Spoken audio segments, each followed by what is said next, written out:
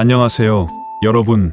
오늘은 성경에서 가장 중요한 인물 중 한 명인 아브라함에 대해 깊이 있게 탐구해보는 시간을 가지려고 합니다. 아브라함은 유대교, 기독교, 이슬람교 모두에서 중요한 인물로 여겨지며 그의 이야기는 하나님의 약속과 신앙의 시험을 통한 믿음의 여정을 보여줍니다. 오늘 이 스터디를 통해 우리는 아브라함의 생애, 하나님과의 관계, 그가 받은 약속, 그리고 신앙의 본질에 대해 알아보겠습니다. 끝까지 시청하시면 여러분의 신앙심이 한층 더 깊어질 거라 확신합니다. 그럼 시작해볼까요? 아브라함의 등장과 하나님의 부르심.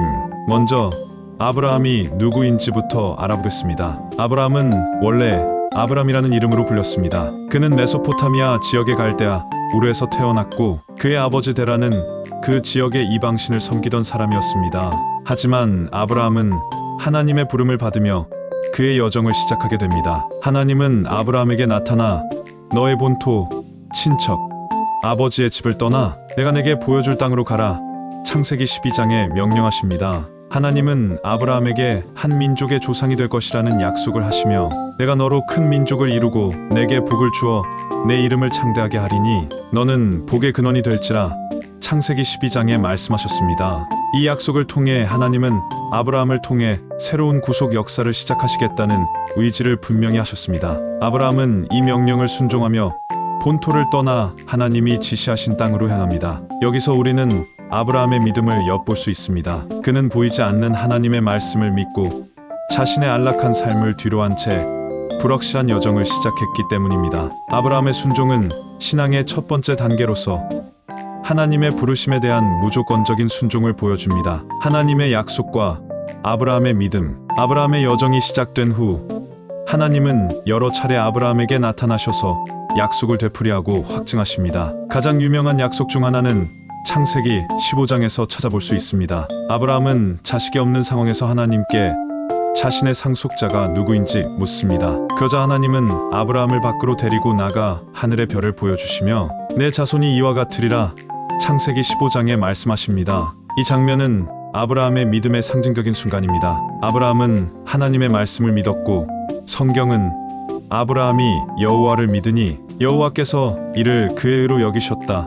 창세기 15장에 기록하고 있습니다. 이것이 바로 신앙의 핵심입니다. 하나님의 약속을 믿는 것, 그것이 곧 믿음의 본질이라는 것입니다. 아브라함은 눈에 보이는 증거가 전혀 없음에도 불구하고 하나님의 말씀을 믿었습니다. 그의 믿음은 그저 말로만이 아닌 실제로 삶에서 행동으로 옮겨졌다는 점에서 더욱 돋보입니다. 이스마엘과 이삭 약속의 자녀. 그러나 아브라함의 믿음에도 불구하고 그의 여정은 쉽지 않았습니다. 아브라함과 그의 아내 사라는 나이가 많아 자식을 낳기 어려운 상황이었습니다. 그러던 중 사라는 아브라함에게 자신의 여종 하갈을 통해 자식을 낳으라고 제안합니다. 아브라함은 사라의 제안을 받아들여 하갈과의 사이에서 이스마엘을 낳습니다. 그러나 하나님은 이스마엘이 약속의 자녀가 아님을 분명히 하십니다. 하나님은 아브라함에게 그의 아내 사라를 통해 약속의 자녀를 낳을 것이라고 말씀하셨고 그 자녀가 바로 이삭입니다. 하나님은 다시 한번 아브라함에게 나타나셔서 그와 그의 후손에게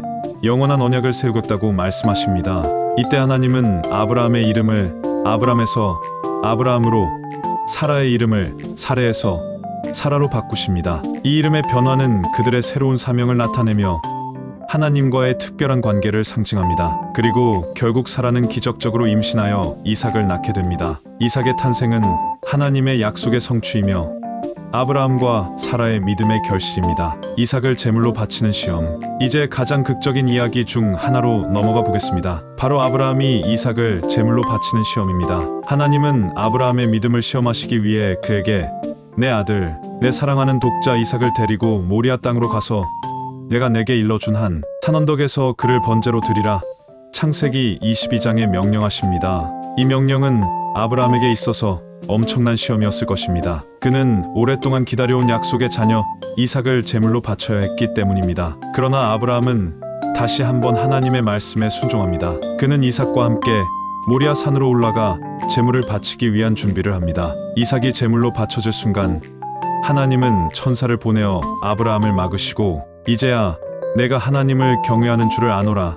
창세기 22장에 말씀하십니다. 그리고 아브라함은 그 순간을 대신할 수양을 제공받게 됩니다. 이 사건은 아브라함의 믿음의 절정을 보여주는 장면입니다. 그는 하나님의 명령을 따르기 위해 자신에게 가장 소중한 것을 포기할 준비가 되어 있었습니다. 이로써 아브라함은 하나님께 전적으로 의지하는 믿음의 본보기가 되었고, 하나님은 그의 믿음을 통해 인류를 향한 구속의 계획을 더욱 확고히 하셨습니다. 하나님과의 언약과 축복. 아브라함의 생애를 통해 우리는 하나님과의 언약이 어떻게 이루어지는지, 그리고 그 언약이 어떤 의미를 가지는지를 볼 수 있습니다. 하나님은 아브라함에게 여러 차례 약속을 주셨고, 그 약속은 단지 아브라함 개인을 위한 것이 아니라 그의 후손을 포함한 모든 인류를 향한 것이었습니다. 하나님은 아브라함을 통해 인류를 축복하고자 하셨습니다. 아브라함과 그의 후손을 통해 하나님의 나라가 확장되고 하나님의 구속 계획이 성취되기 때문입니다. 하나님은 아브라함과 그의 후손에게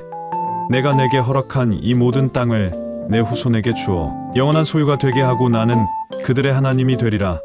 창세기 17장에 약속하셨습니다. 이 약속은 이스라엘 백성을 향한 하나님의 특별한 계획을 나타내며 오늘날에도 여전히 중요한 신앙의 기초가 되고 있습니다. 아브라함의 이야기에서 배울 점.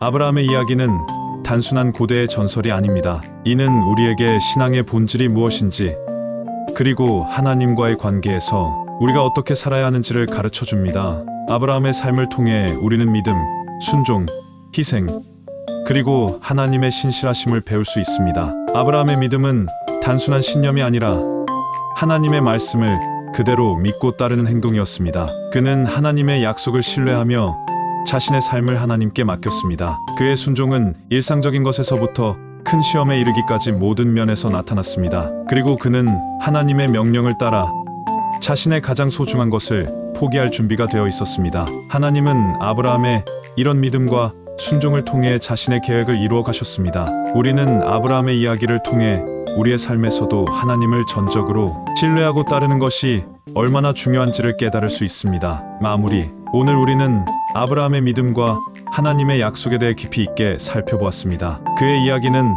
단순한 역사적 사건이 아니라 오늘날 우리의 신앙 생활에도 깊은 교훈을 주는 이야기입니다. 아브라함의 믿음, 순종, 그리고 하나님의 신실하심을 통해 우리는 더욱 강한 신앙을 가질 수 있게 됩니다. 여러분도 아브라함처럼 하나님의 말씀을 믿고 따르는 삶을 살기를 바랍니다. 하나님은 언제나 신실하시며 우리의 믿음에 대해 응답하실 것입니다. 오늘의 스터디가 여러분의 신앙심을 더욱 고조시키는 시간이 되었기를 바랍니다. 여러분의 신앙 여정에 하나님의 축복이 함께 하시길 기도합니다. 감사합니다. 다음 시간에도 더욱 유익한 내용으로 찾아뵙겠습니다. 좋아요와 구독, 알림 설정도 잊지 마세요. 안녕히 계세요.